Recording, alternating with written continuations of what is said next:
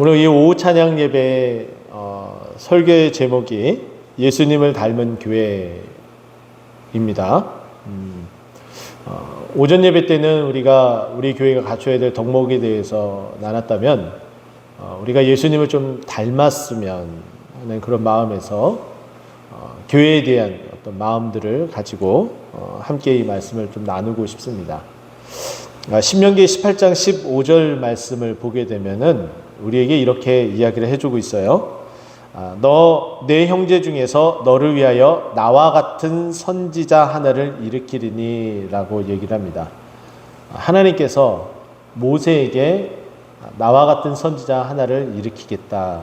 근데 그 일으키는 그 선지자 하나가 어느 곳에서 나오냐면은 너의 형제 중에서 라고 얘기를 해요. 그러니까 우리 안에서 일어나는. 그래서 메시아가 언제 어떻게 임하느냐? 하나님께서 이스라엘 지파를 통해서 메시아를 오게 하시고 또 그 중에서 야곱의 예언대로 유다의 홀이 떠나지 않겠다라고 이야기했던 것처럼 예수님은 유다 지파를 통해서 오게 되어져 있습니다. 그래서 오전 예배 우리가 드리면서 두 맹인이 다윗의 자손이여 불쌍히 여기소서. 여기서 다윗의 자손이라고 표현한 것은 바로 메시아, 예수님이 메시아인 것을 고백하는 고백이었다라고 말씀을 드린 바가 있습니다. 이렇게 나와 같은 선지자 같다, 나와 같다. 과연 무엇이 같을까?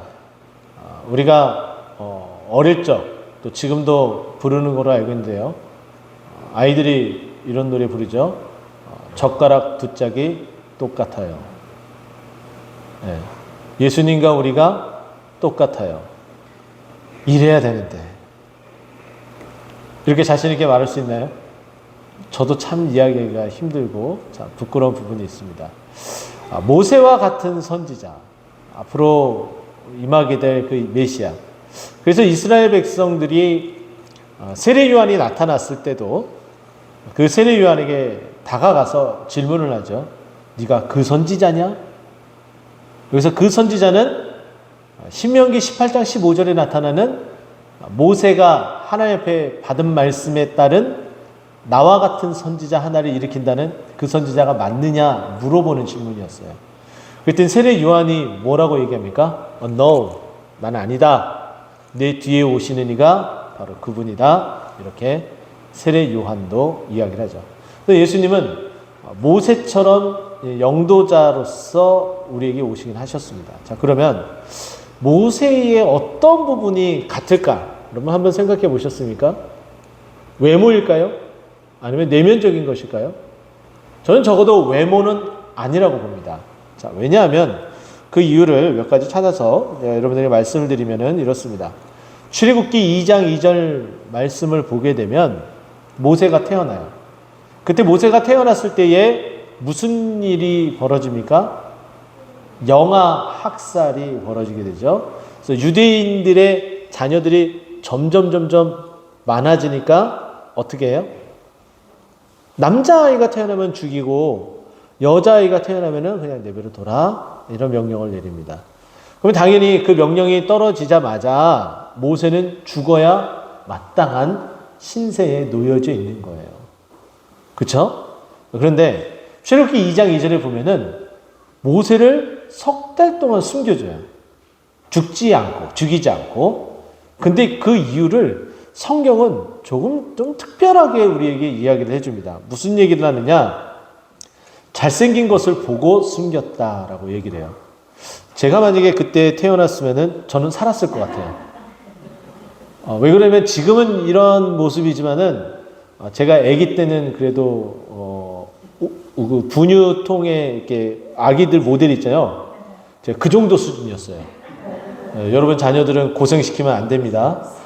정말 잘생긴 그 아기가 갑자기 이렇게 될 수도 있습니다.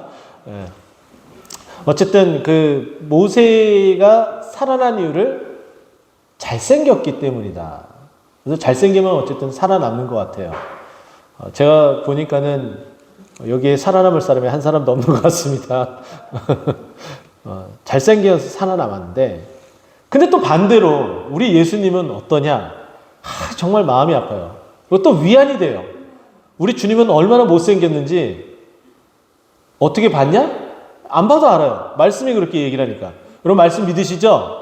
그죠? 이사야 53장 2절 말씀 보면은 예수님에 대해서 얘기를 하잖아요. 메시아, 예수님에 대해서 얘기를 하는데 뭐라고 얘기하느냐? 고운 모양도 없고, 예수님이 고운 모양도 없대요. 외모적으로. 또 뿐만 아니라 풍채도 없은즉. 삐쩍 말랐다고 우리는 너무나 잘 알고 있죠? 그죠? 십자가에 못 박히신 예수님도 그 형상으로 그렇게 그림을 그린 이유가 이 성경에 근거를 해서 그린 거예요. 자, 또 한 가지. 우리가 보기에 흠모할 만한 아름다운 것이 없도다. 라고 얘기를 해요. 그럼 우리가 마음이 가겠어요? 안 가겠어요? 안 가요. 여러분들이 저를 보면 마음이 가요? 안 가요? 안 가요. 네, 외모적으로는. 네. 하지만은 그게 다가 아니라는 거죠. 우리 주님의 그 모습을 딱 보는 순간 흠모할 만한 아름다운 것이 없지만은 그냥 매료가 되잖아요. 사람들이 따라가잖아요. 그럼 과연 이게 뭘까? 도대체 뭘까? 나와 같은 선지자라고 하는데, 그래서 저는 곰곰이 생각을 해봤는데, 저는 아마도 이 부분이 아닐까, 모세의 요 부분이 아닐까, 저는 생각을 해봤습니다. 그 부분이 뭐냐면은 모세가 온 땅의 모든 사람들보다 온유함이 더했다라고 표현해요. 예전엔 승했다라고 표현했죠. 그 온유함이 더했다라고 표현합니다. 그럼 온유함이 뭐냐 도대체? 온유하다.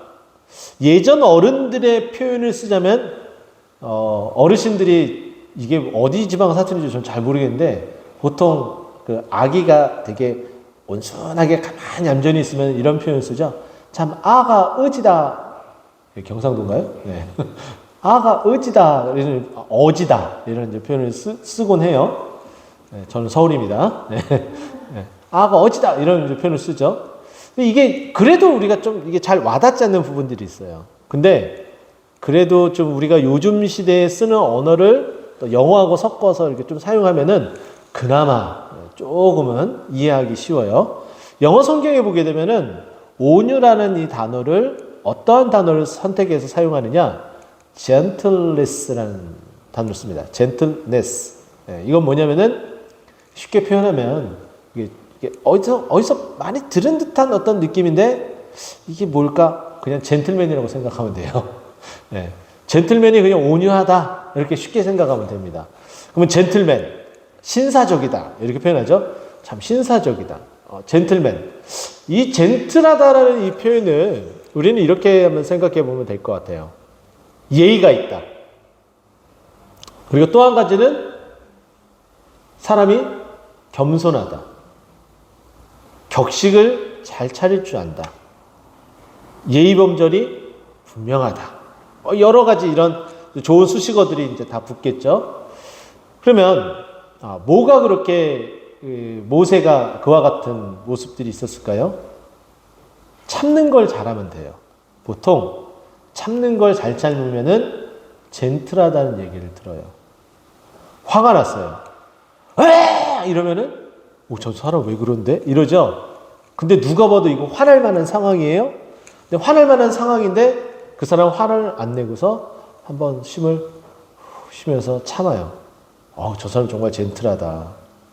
좀 사람이 참 온순하다, 온유하다. 이런 표현을 그때 보통 우리가 많이 쓰게 됩니다. 아마도 모세가 백성들을 향해서 많이 참았었던 모습. 근데 그 온유함이 더했지만 그래도 백성들이 그 금송아지를 만들고 난리법석을 피니까 그때는 도저히 못 참겠는 거예요. 그래서 어떻게 해요? 하나님께서 받은 그 귀중한 그 말씀이 기록되어진 그 돌판을 가져다가 으아! 하고 집어 던져버리잖아요. 그죠? 근데 우리 예수님은 그런 모습이 없어요. 우리를 길이길이 참으세요. 제가 여러분들에게 말씀드렸죠. 로마서 5장 6절, 8절, 10절 우리가 원수 되었을 때, 죄인 되었을 때, 연약할 때, 연약할 때가 먼저 그렇죠? 연약할 때에 죄인 되었을 때에 원수 되었을 때 이때마저도 하나님께서, 우리 예수님께서 참으세요. 우리를 길이길이 참으시는 거죠. 봐주고 있는 거예요. 우리에게 결코 화내는 법이 없어요. 화를 낸다고 하는 것은 하나님의 이름이 모독이 될 때, 그때만 이렇게 정말 화를 분출하시지, 정말 길이 참으시고, 정말 온유하신, 온유의 성품은 또 성령의 열매 가운데 하나예요. 맞죠? 근데 이 성령의 열매는 성령님이신 하나님, 예수님, 같은 분이라고 제가 말씀을 드렸잖아요. 그죠? 어떤 이름을 갖고 있죠? 파라클레이토스, 보혜사라는 이름을 같이 갖고 있어서 곁에서 우리를 참으시고 도와주시고 일으켜주시는 분이시라는 거예요. 그래서 예수님의 이 온유한 이 모습이 이 모세와 같은 모습이 아닐까 저는 그렇게 좀 생각을 해요. 뭐 다른 의견이 있으신 분도 있지만은 어쨌든 모세는 우리 교회 안에서는 그렇게 인지를 하시면 됩니다. 이건 틀린 말이 아니기 때문에. 근데 모세가 나와 같은 선지자, 하나님께서 나와 같은 선지자가 일으키겠다라고 말씀하셨는데 그 나와 같은 선지자는 온유함을 가지고 계신 예수님이 앞으로 나오게 돼서 사역을 하시고 구원자가 되셨단 말이에요. 그러면 오늘 본문에 나타난 이 내용들을 쭉 살펴보면 이 교회 안에서 과연 어떠한 일들이 있어야 되는지, 이 교회는 우리가 어떠한 모습을 닮아가야 되는지 몇 가지 살펴보면 이렇습니다. 1절 보세요. 그리스도 안에 무슨 권면이나 라고 되어 있어요. 세상에서 정말 힘든 일 가운데 하나가 권면이에요. 누군가에게 무슨 말을 해주는 것, 정말 힘듭니다. 만약에 목회를 그만두라고 하면은 저는 이것 때문에 그만둘 것 같아요. 그만큼 힘들어요. 네. 저도 뭐 운전하지 않는데 누구에게 무슨 말을 뭘 해줄 수 있겠어요? 정말 쉽지 않아요. 정말 어려운 거예요. 나는 권면을 자신 있게 할 수 있다. 손 들어보세요. 제가 존경할게요. 더 많이. 여러분 존경하지만 더 많이 존경할게요. 정말 쉽지 않습니다. 예, 권면을 할 수 있다는 거. 그런데 권면을 하려면은 최소 두 가지가 존재를 해야 된다고 저는 봅니다. 뭐냐면은 권면을 하는 사람의 바른 시각, 제대로 보고 제대로 말해줄 줄 알아야 되기 때문에 바른 시각이 필요하고, 또 두 번째는 권면을 받는 사람의 자세예요. 아무리 말을 해도 소위 말해서 이런 표현을 쓰죠. 씨알도 안 먹힌다. 네.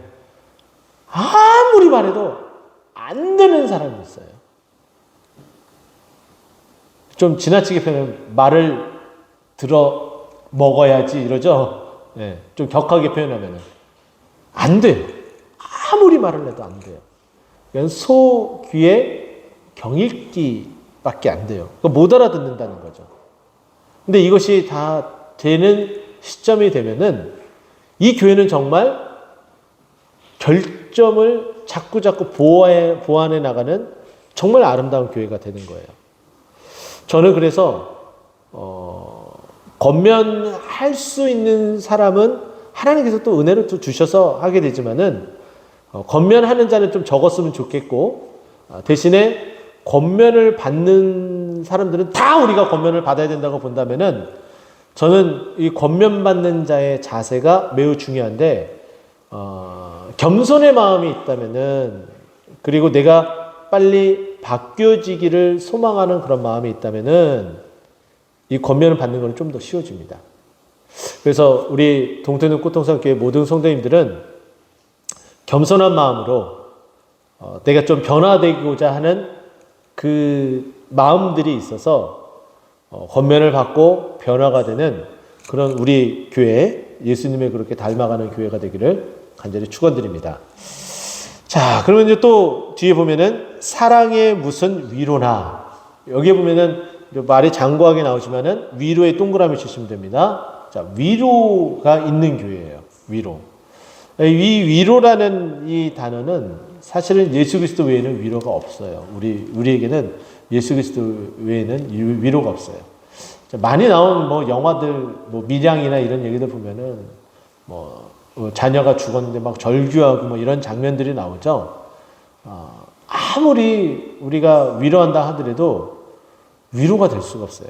특히 장례식장에 가게 되면은 위로한답시고 하는 말들이 오히려 마음을 더 아프게 하고 힘들게 하는 경우들이 많습니다.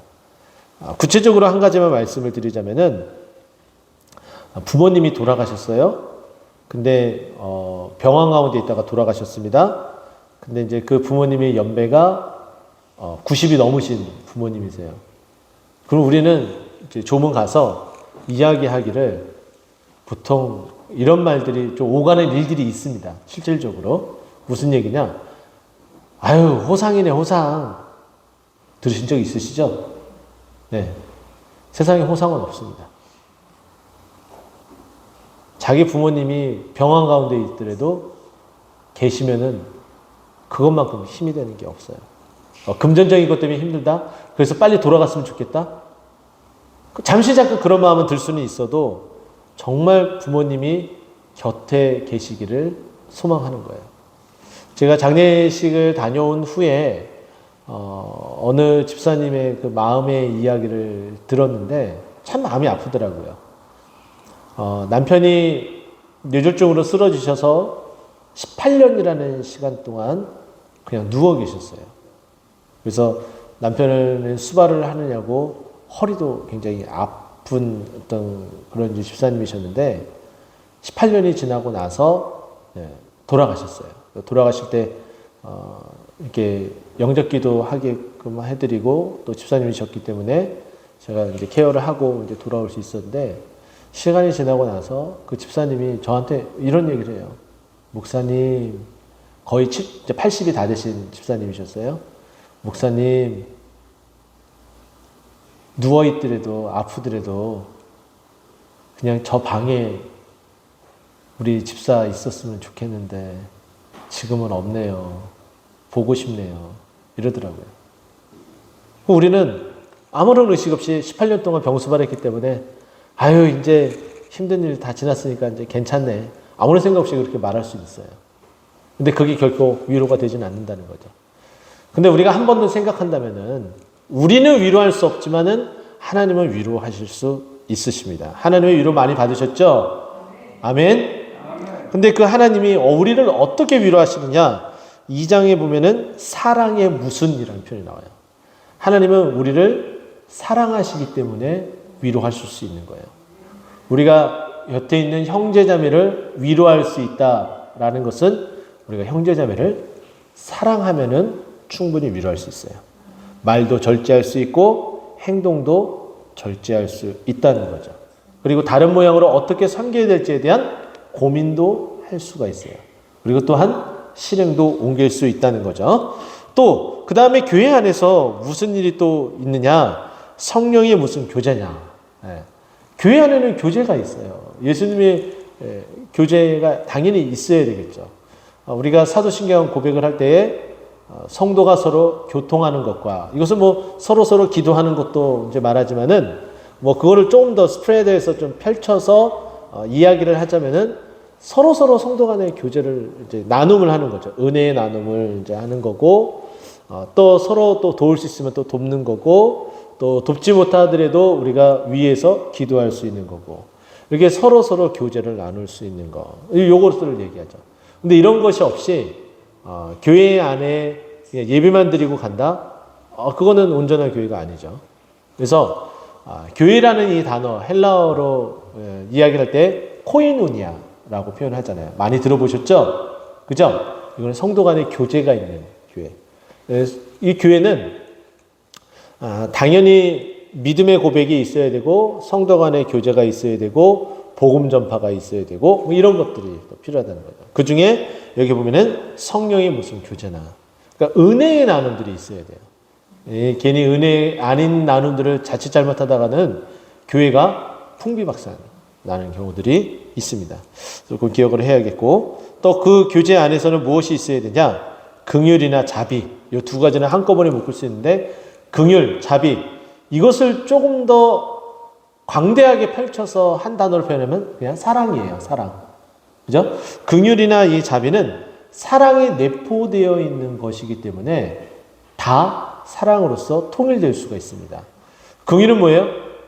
불쌍히 여기는 거, 안타깝게 여기는 거.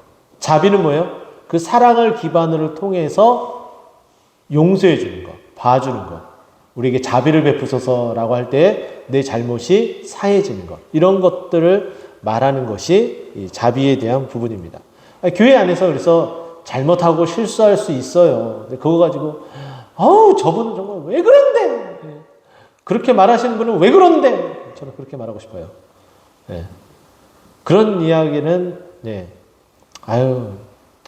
주님의 은혜가 더 필요하신가 보네. 이렇게 또 우리가 이해할 수 있고 받아들일 수 있고 우리가 참을 수 있으니까 더 참아야지.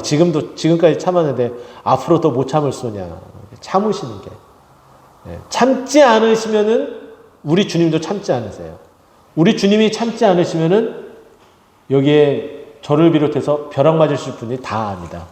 한꺼번에 단체로 번개 미팅 하는 겁니다. 번개 미팅 하면 돼요, 안 돼요? 안 되겠죠? 그러니까 우리는 정말 이 번개 미팅은 가급적이나 하지 말고 정말 주님께서 우리를 자비로 그 은혜를 베푸셨던 것처럼 우리도 서로 용납해주는 사랑으로. 근데 여기 다 사랑이 들어가야 돼요. 자, 그리고 나서 그 다음에 그 얘기를 이제 2절에 합니다. 마음을 같이하여 같은 사랑을 가지고 뜻을 합하며 한 마음을 품어. 마음을 같이 하는데 사랑의 마음으로 우리가 하나가 되어야 된다는 거예요. 그래서 예전에 뭐 이제 찬양들 보면 우리는 사랑의 띠로 하나가 되었습니다. 옛날 생각 나시죠? 이런 찬양을 우리가 많이 불렀단 말이에요. 그래서 정말 사랑으로 마음을 같이 해서 한 마음이 되어야 되는 거예요. 근데 우리가 이 품어야 될 이 한 마음은 다른 누구의 마음이 아니라 어떤 마음이에요? 예수님의 마음이에요.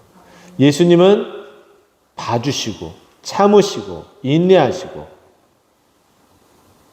때로는 죄에 대해서 또 단호한 부분도 분명히 있으십니다. 자, 그럼 3절 보면 이렇게 이야기해요. 아무 일이든지 다툼이나 허용으로 하지 말고 오직 겸손한 마음으로 각각 자기보다 남을 낮게 여기고. 이 부분이에요. 자, 우리 주님이 이 땅에 오신 것을 성육신이라고 합니다. 영어로 표현하면 incarnation이라고 표현을 하죠. 이 성육신은 세상 어떤 종교에도 있지 않는 형태의 모습입니다. 직접 신이 인간의 몸을 입었다. 이거 하나만으로도 굉장히 쇼킹한 사건이죠. 근데 사람들은 이것을 믿지 않아서 다가오지 못하는 거예요. 근데 그것을 믿게 되면은 다 올 수밖에 없어요. 근데 누구는 이것을 허락되어지고 누구는 허락되어지지 않아져요. 여기서 허락되어진 것을 하나님께서 선택하셨다라고 표현하고 허락하지 않았다라는 표현을 하나님께서 유기, 버려졌다라고 표현을 합니다. 우리는 이 자리에 앉아 있어요. 하나님께서 선택하신 거예요. 그럼 우리 주위에 아직 믿지 않는 사람들은 유기되느냐? 아니요. 전부 다 유기됐다고 말할 순 없습니다. 하나님의 때가 되면은 그 사람이 돌아오게 되어져 있어요. 유기된 사람은 정말 유기돼서 그냥 버려지지만은 하나님의 선택한 사람이 하나님의 때가 되면은 그 사람은 돌아오게 돼 있어요. 그래서 종종 보게 되면은 우리 교회도 그런 일이 뭐 있을 수 있고 앞으로도 있어야 되고 또 많은 교회에서 그런 일들이 있는데 인생을 예수 그리스도를 들었음에도 불구하고 계속해서 믿지 않고 그냥 막 자기의 뜻과 자기의 생각과 자기의 아집과 그렇게 정말 막 살아오신 분들이 있어요. 그런데 그분이 어느 날 갑자기 하나님의 때가 되니까는 이제 예수님을 믿기 시작을 하는 거예요. 믿음이 들어오기 시작을 하는 거예요. 그래서 교회에 나와서 학습교인이 되고 세례교인이 되고 당당하게 이제 세례교인으로서 다 주님 앞에 나와서 예배드리고 세례와 성찬을 이제 받게 되고 그런 일이 벌어져요. 그런데 그 뒤늦게 세례를 받으신 분의 연세가 어떻게 되느냐? 뭐 88세, 90세 뭐 이런 일이 있어요. 제가 아직 목사로서 직접적으로 이렇게 세례를 이렇게 한 적이 딱 한 번 있어요. 딱 한 번. 이 한 번이 어떻게 성사되느냐? 교회 성례주일 때 이렇게 이루어져야 되는 게 일반적으로 맞지만은 언제든지 세례를 줄 수는 있어요. 언제든지 또 우리가 성만찬도 할 수도 있고요. 근데 우리가 약속된 교회 안에서는 그런 날짜를 정해서 이렇게 하게 되지만, 고통상교회에 어떤 이제 나이 드신 집사님이 80 중반 정도 거의 이제 다 되신 집사님이신데 아내를 먼저 이제 천국으로 보내고 뒤늦게 신앙생활을 시작을 했어요. 근데 아들은 이제 다른 교회에 다니고 있고 이제 아버님이 고통석 교회 인근에 이제 사시기 때문에 교회에 이렇게 그래도 이제 큰 교회니까는 또 전도하다 또 만났었기 때문에 우리 교회로 이제 오시게 됐어요. 그래서 이분이 이제 6개월이 지나서 학습교인이 되고 이제 또 세례교인이 이제 될 때쯤에 조금 일찍 세례교인이 됐어요. 왜냐하면 연배도 있으시고 연세도 있으시고 해서 또 자녀들의 또 요청도 있고 본인도 또 원하신다고 해서 세례를 이제 해달라고 요청이 있었고요.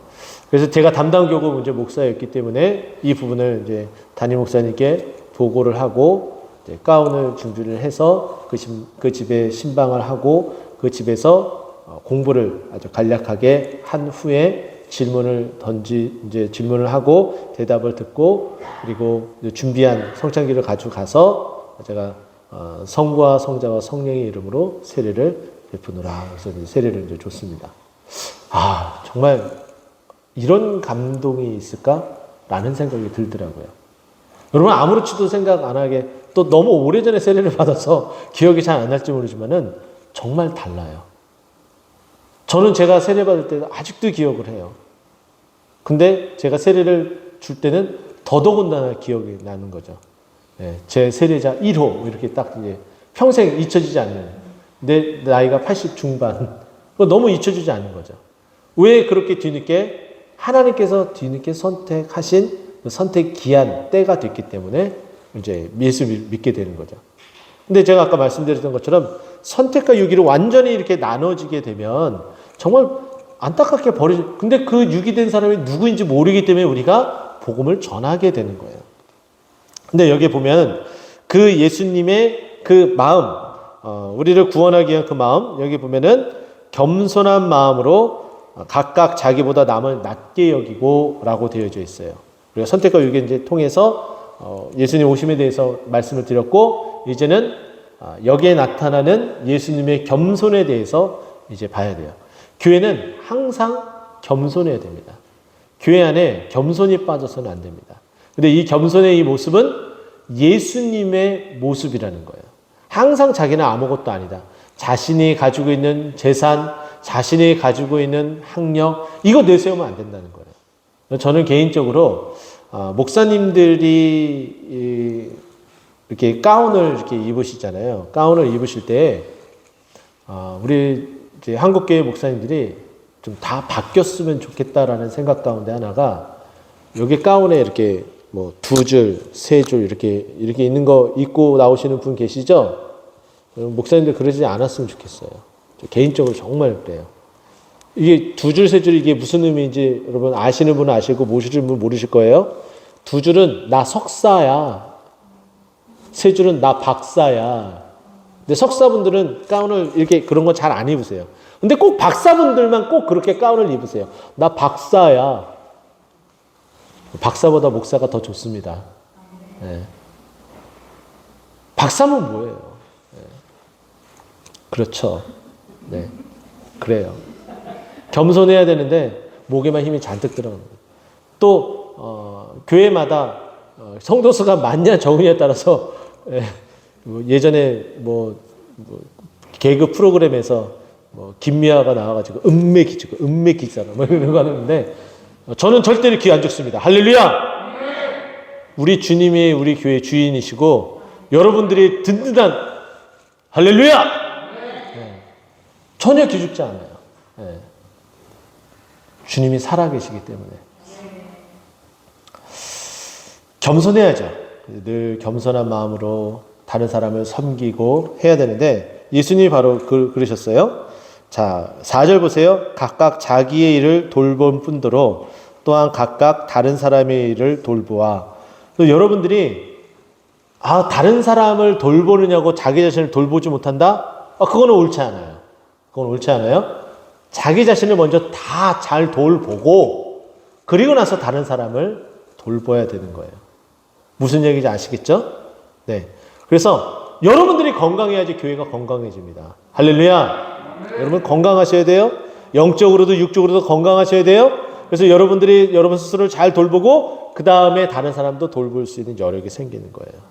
근데 그거를 하나님께서 요구를 하시죠. 그래서 예수님께서 어떻게 해요? 그렇게 되면은 나의 기쁨이 충만하다라고 이야기하면서 이제 그 겸손의 마음인 예수 그리스도의 그 마음을 이제 표현하기 시작합니다. 우리가 잘 알고 있는 이 부분이죠. 이거 다 암송했으면 좋겠어요. 너희 안에 이 마음을 품으라. 곧 그리스도 예수의 마음이니 하면서 쭉 나가는 이 예수 그리스도에 대한 그 이야기를 합니다. 너희 안에 5절 이 마음을 품으라. 곧 그리스도 예수의 마음이니. 우리가 품어야 될 마음이 예수님의 마음이에요. 예수님의 마음. 예수님의 마음, 어떤 마음을 이야기할까요? 당연히 겸손의 마음을 이야기합니다. 우리를 얻기 위해서 다 내려놓으신 헌신의 마음을 이야기를 하고 있습니다. 자, 그는 근본 하나님의 본체시나 하나님과 동등됨을 취할 것으로 여기지 아니하시고 라고 되어져 있어요. 자, 하나님과 이거를 뭐 조직신학적인 용어로 보면은 동일 본체다라고 얘기를 해서 똑같다라는 거예요. 같다라는 의미예요. 쉽게 표현하면은. 근데 이 같음을 내가 다 누려야 되는데 내가 누리지 않겠다라는 거예요. 마치 이런 것과 같아요.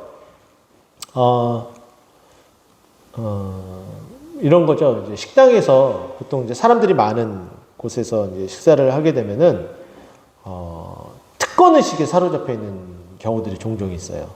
그래서 줄 서서 먹어야 되는데 그렇게 목에다 딱 힘을 주고 내가 목사입니다. 그래서 먼저 가서 먹고 뭐 이런 일들이 좀 있긴 해요. 물론 뭐 바쁘거나 여러 가지 일들로 뭐 그럴 수는 있는데 목사님도 배고프면은 성도님도 안 배고파요? 똑같이 배고픈 거예요. 네. 줄 선다고 해서 살 더 찌지 않아요. 똑같은 밥이에요. 뭐 그런 그냥 아주 그냥 단순한 뭐 예로 말도 안 되는 예일 수도 있지만은 똑같은 거예요. 똑같은 거. 그러면 여기에 이제 나타나는 하나님과 동일 본체인 것을 다 내려놓고 사람들과 같이 되신 거예요. 이게 예수님의 겸손의 모습이다라고 얘기를 해요. 근데 요것을 종교회의가 있었죠. 그러니까 이단들이 자꾸 예수님은 어떤 분인지에 대한 자꾸 소위 말해서 태클을 걸고 말도 안 되는 주장들을 하니까는 예수님은 하나님과 같은 분이다! 라고 딱 정했어요. 그게 이제 동일본체라는 이 표현인데 딱 그렇게 정한 회의가 언제냐? AD 325년에 니케아라는 도시에서 회의를 열어서 여기에서 예수님은 하나님과 동일본체다라는 것을 확정해요. 그래서 우리가 그것을 지금까지 믿고 동일하게 이 성경의 표현을 그대로 우리가 믿고 수용하고 따라가는 거죠. 자, 그리고 또 보게 되면은 자기 자신을 이제 동등됨을 취할 것으로 여기지 아니하는 것뿐만 아니라 다 내려놓은 것뿐만 아니라 오히려 자기를 비어 종의 형체가 됐고 사람들과 같이 되셨다. 사람의 모양을 나타내신 것 자체가 신에게서는 수치고 치욕인데 이거를 다 감내하셨다는 거예요. 다 자기 것으로 수용을 하셨다는 거예요. 자, 그러면서 사람의 모양으로 나타나사 자기를 낮추시고 죽기까지 복종하셨으니 그 십자가의 죽으심이라.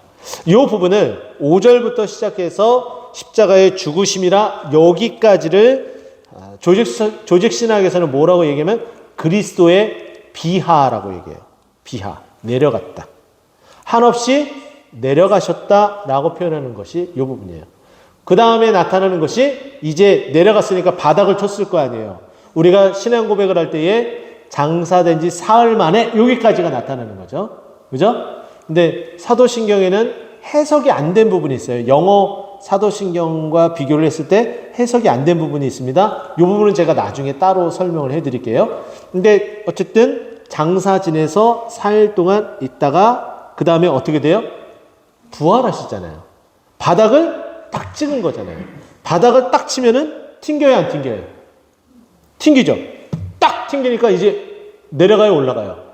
올라가죠. 그래서 이 올라가는 것을 내려가는 것을 비하라고 얘기했으면 올라가는 것을 조직신학적인 용어로 그냥 우리가 계속 쓰니까 어쩔 수 없습니다. 승귀. 예수 그리스도의 올라가심이라고 표현해요. 승귀. 자, 예수님의 내려가심은 뭐라고요? 비하. 예수님이 내려가신 비하. 예수님의 올리심을 뭐라고요? 승비. 여러분 잊지 마세요. 자, 이제 9절부터 이제 지금까지는 내려왔다면은 하나님께서 예수를 높이는 거예요. 하나님께서 예수를 높이는데 우리가 예수를 당연히 같이 높일 수 있는 거죠. 그래서 9절부터 하나님이 이러므로 하나님이 그를 어떻게 했어요? 예수 그리스도를 여기서 그는 예수 그리스도죠. 그를 지극히 높여 모든 이름 위에 뛰어난 이름. 세상에서 가장 뛰어난 이름이 예수예요. 할렐루야. 예수 이름이 가장 전 세계에 예수 이름 모르는 사람 있어요, 없어요? 있죠. 아직은 있죠. 예수 이름이 온 땅에 전파되어야 되는데 아직 전파되지 않았기 때문에. 그죠? 그러나 세상에서 예수 이름은 제일 많이 전파됐어요. 자, 그러면 우리가 계속 제가 여러 번 반복했던 거 복습하는 차원입니다. 예수 이름을 높였다고 그랬어요. 그죠? 세상에서 가장 뛰어난 이름 예수 이름을 줬다고 그랬어요. 그러면 예수의 이름의 뜻이 뭐냐? 마태복음 1장 21절. 자기. 그냥 구원. 이건 맞아요. 맞아.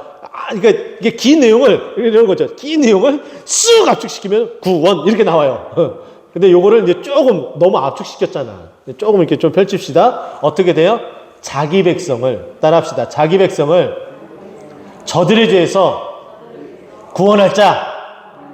자, 다시 한번. 자기 백성을 저들의 죄에서 구원할 자. 할렐루야.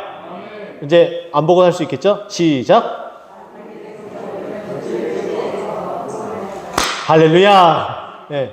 예수의 이름, 이 이름을 가장 높였다는 거예요. 자, 그리고서 이 이름이 영광받아야 되는데 10절에 보면 하늘에 있는 자들과 땅에 있는 자들과 하늘에 뭐 천사 뭐 이러겠죠. 영들. 그리고 땅에 있는 자들과 우리를 얘기하겠죠. 모든 무릎을 예수의 이름에 꿇게 하시고. 자, 여기서 이제 무릎을 꿇다. 겸손의 자세를 이제 말하겠죠. 오히려 겸손하신 예수님이 모든 무릎을 꿇고 모든 사람이 다 겸손케 하는 일들이 있어요. 자, 겸손이라는 영어 단어가 있습니다. 겸손이라는 영어 단어. 저는 그냥 발음 때문에 그냥 쉽게 이렇게 다 연결시켜서 이렇게 생각을 하는데, 겸손이라는 영어 단어가 humble이라는 단어였습니다. humble. 들어보셨나요? humble. 근데 이 humble이라는 이 단어를 발음이 정말 너무 똑같아서 뭐 그런데 야구할 때 에러할 때 공을 흘렸다라고 할 때 험블했습니다 뭐 이런 표현을 써요. 매우 유사하죠. 근데 이렇게 험블이라는 이 단어가 가지고 있는 그 뜻은 허리를 구부리다라는 의미도 있어요. 네, 허리를 이렇게 구부리다. 겸손이니까 당연히 낮은 자세로 가기 때문에 구부릴 수밖에 없잖아요. 근데 이 구부리는 이 행위는 또 다른 의미가 있어요. 아까 제가 말씀드렸던 것처럼 절하다. 예를 갖춰서 절하다, 예배. 이게 예배가 예를 갖춰서 절하다, 구부리는 거예요. 그래서 예배를 나타내는 그 헬라어 중에 프로스 쿤네오라는 단어를 씁니다. 이 단어가 뭐냐면 프로스, 앞을 향해서, 어느 방향을 향해서 프로스, 어느 방향을 향해서 쿤네오, 구부리다 이런 뜻이에요. 이해가 되셨죠? 그러면 당연히 예수의 이름 앞에 구부리다라는 것은 예수님께 예배하는 것은 그 자체가 겸손이라는 거예요. 아시겠죠? 예수님도 하나님을 예배하니까 당연히 겸손하죠. 우리가 예배 드릴 때마다 겸손의 자리로 나아가는 겁니다. 자, 그리고 11절 모든 입으로 예수 그리스도를 주라 시인하여 하나님 아버지께 영광 돌리다. 자, 예수님을 닮아가는 교회. 예수님은 하나님께 영광 돌리는 분이셨어요. 그죠? 자신의 뜻이 아니라 하나님 아버지의 뜻을 이루는 것이 바로 영광 돌리는 것이었었는데, 자, 우리가 예수를 주라 시인하면 아버지께 영광 돌리는 거예요. 그래서 예수님을 닮은 교회는 하나님 아버지께 영광 돌리는 일에 힘쓰고 애쓰는 것이 예수님을 닮아가는 교회예요. 자, 이제 정리를 합니다. 모든 여러 가지 많은 것들이 있는데 교회 안에는 예수님을 닮은 교회는 뭐가 있다는 거예요? 이 모든 것들을 다 이룰 수 있는 것은 뭐라고 그랬어요? 제가 겸손. 그 앞에 제가 말씀드렸던 사랑. 그죠? 사랑이 있는 교회가 예수님을 닮은 교회. 또 겸손이 있는 교회가 예수님을 닮은 교회. 그리고 하나님께 영광 돌림이 있는 교회가 예수님을 닮은 교회. 이 세 가지를 이렇게 꼭 기억을 하시고 예수님을 닮은 또 우리 교회가 돼서 칭찬 많이 받은 그랬으면 좋겠습니다. 할렐루야.